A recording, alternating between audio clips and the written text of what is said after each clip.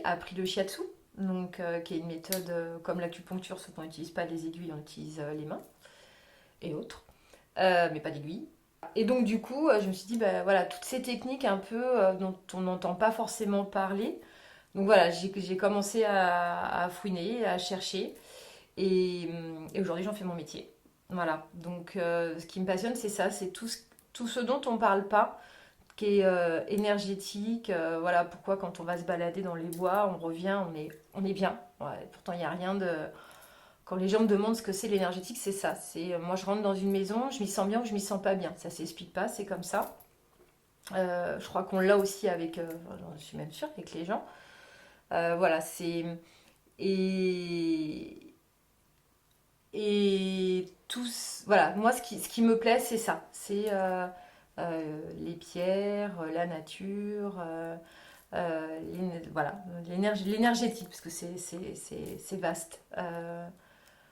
Euh, et ce qu'on peut en faire avec, parce qu'on a vraiment des super résultats, tout en douceur. Voilà, la douceur. Je crois qu'on a oublié un peu tout ce qui était aujourd'hui douceur, gentillesse, qui est aujourd'hui presque un défaut d'être gentil. Euh, voilà, c'est ça qui aujourd'hui, pour moi, me passionne. Et du coup, aider les autres, parce que moi, j'ai tellement été en détresse pour Clément de ne pas arriver à trouver une solution et qui était pas si loin et qui était douce et qui était simple. Je me dis, mais c'est quand même dommage que d'autres gens bah, ne puissent pas avoir accès à ça en fait. Et voilà, et je pense que c'est pour ça que j'en fais mon métier aujourd'hui. Alors le shiatsu, c'est une méthode... Donc moi je me suis formée en 2009. Je suis quelqu'un qui est très contact. Donc ce besoin de toucher, voilà, quand j'achète un vêtement j'ai besoin de toucher. Je pense que c'est pour ça aussi que je pourrais attirer par les pierres, parce qu'il y a ce côté euh, de toucher, chaud, froid, voilà. Euh, et le shiatsu en fait va permettre, en appuyant sur les points d'acupuncture, de retirer des maux, aussi bien physiques que psychologiques. Donc, on travaille sur des cervicalgies, lombalgies. Alors, j'ai beaucoup de gens qui viennent me voir pour des problèmes gastriques, constipation, diarrhée, des maux de tête chroniques, voilà, des choses comme ça. Des problèmes d'épaule, des problèmes de genoux. Voilà, donc ça, c'est mon, ma base. Voilà. Je suis formée en réflexologie aussi, donc je travaille en réflexologie pour compléter le shiatsu, même si tout ça, au bout d'un moment, se retrouve. Euh, voilà, je suis formée en Reiki, donc là qui est aussi une technique, alors là qui est une technique énergétique, et je travaille sur les animaux. Et ça, c'est juste fabuleux. Parce que les animaux, ils ont pas de barrière. Et ça marche, alors ça marche très bien sur l'être humain, bien sûr, mais sur les animaux, bah, eux, ils mangent, ils dorment, ils prennent, c'est tout. Voilà, y a rien d'autre. Donc c'est très, très, très efficace. Donc souvent, les gens me demandent la différence entre le shiatsu et le reiki. Donc pour moi, le shiatsu, on va traiter plutôt un problème physique, même si le problème physique souvent vient du psychologique ou alors développe quelque chose au niveau psychologique. Quelqu'un qui a mal à une épaule, j'ai eu le cas il n'y a pas très longtemps, depuis plus de 20 ans, forcément, quand on a une douleur qui est là depuis 20 ans, au niveau psycho, c'est compliqué. Et alors que le Reiki va travailler plus sur l'état de la personne en fait. Je vois, j'ai des personnes âgées qui peuvent venir me voir, qui sont fatiguées, qui sont tristes, qui savent pas pourquoi. Voilà, donc là, en fait, le Reiki va permettre de rebooster la personne. Des jeunes, là, avec tout ce qui s'est passé, le Covid, bah, pareil, qui sont un peu en dépression, qui sont pas bien, qui savent pas pourquoi. Donc là, c'est pareil, on réénergise. Alors moi, je fais rien. C'est, je- j'ai vu une photo il y a pas très longtemps d'une vieille dame avec les foulards comme on avait à l'époque, avec un vieux tablier. Et elle pratiquait déjà le Reiki, mais comme quelqu'un qui retire le feu en fait. Hein, c'est ni plus ni moins ça. Sauf qu'avec les temps modernes, on a oublié. Moi, je dis que le Reiki, tout le monde peut le faire.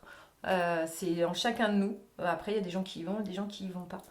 Et ça permet justement bah, de rééquilibrer en fait. Donc on redonne un souffle à notre corps, parce que peut-être aussi on va plus en nature, on est pris par le flot moderne. Voilà, donc le corps il a besoin d'être remis en activité. Mais tout ça se rejoint, parce que clairement le shiatsu, on travaille sur les méridiens et les points d'acupuncture, donc on est traversé par 12 méridiens. Le Reiki, on dit qu'on travaille sur les chakras, mais c'est sur les méridiens aussi, donc tout ça se rejoint.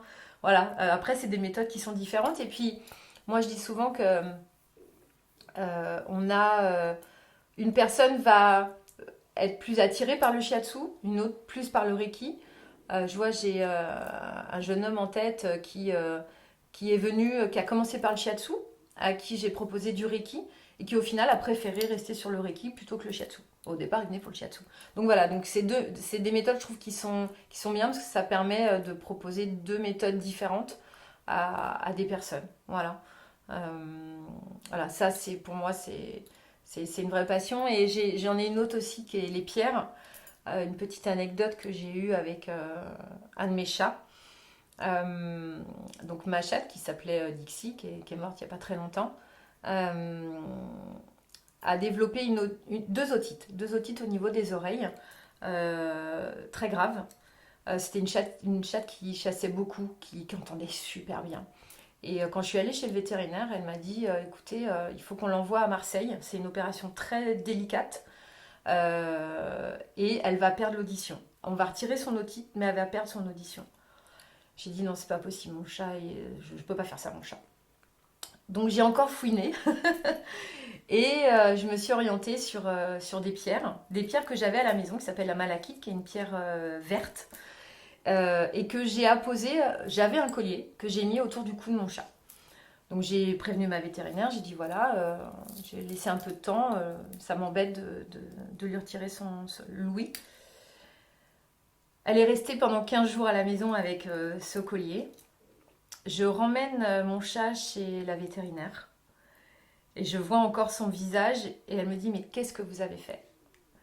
Et je lui dis bah, si je vous le dis vous n'allez pas me croire. Elle me dit peu importe ce que vous avez fait, vous avez sauvé les oreilles de votre chat. Et depuis ce temps-là, je m'oriente sur les pierres. Voilà, c'est une anecdote. Pareil, c'est du ressenti en fait. Euh, on enfin, on sous-estime le pouvoir qu'a la terre, les arbres, les pierres. Quand on sait qu'une maison, si elle est traversée par un fleuve, c'est hyper mauvais au niveau énergétique. Enfin, on sous-estime ça, on l'a oublié. Et moi, c'est vraiment ce qui me fait vibrer en fait. Voilà. Parce que, encore une fois, tout ça, c'est des choses qui sont douces et qu'on a à portée de main. Faire une tisane, voilà, ça a plein de bienfaits. Faire son potager, c'est pareil. Euh, je pense à des personnes âgées elles ont 90 ans, c'est encore dans leur jardin et elles sont en pleine forme. Mais qu'est-ce qui a fait ça? C'est, je pense, le fait d'être dans la nature, voilà, et de... voilà, donc moi c'est ça qui m'a... D'ailleurs ça doit s'entendre, je le vis. Et, et je regrette presque de ne pas avoir une deuxième vie. Parce que j'ai commencé un truc et j'aimerais avoir deux ou trois vies encore parce que je sais qu'il y a encore plein de choses à donner, à comprendre et à faire. Bon, on n'a qu'une vie. On va essayer de faire de son mieux. Voilà. Et tout ça, tu l'as commencé quand? Alors les pierres depuis petite. Les enfants aujourd'hui, je ne sais pas si vous avez remarqué, mais ils sont tous attirés par les pierres et très souvent les garçons. Je pense que c'est pareil. La pierre appelle. Donc la pierre, elle a toujours été là. Le shiatsu est venu à moi en 2009. Et après, voilà, avec une maman sophrologue qui a toujours fait du yoga, j'ai toujours été, je pense, un peu baignée là-dedans. Même si j'avoue que le Reiki, au début, j'étais un peu sceptique. Parce que, voilà, c'est comme ça. Hein, mais quand je vois les résultats que ça a, et encore même aujourd'hui, des fois, je suis bluffée. C'est, voilà, je dis, c'est pas possible, bah si. Voilà. Donc, c'est des choses qu'on. C'est. Ouais, c'est bluffant.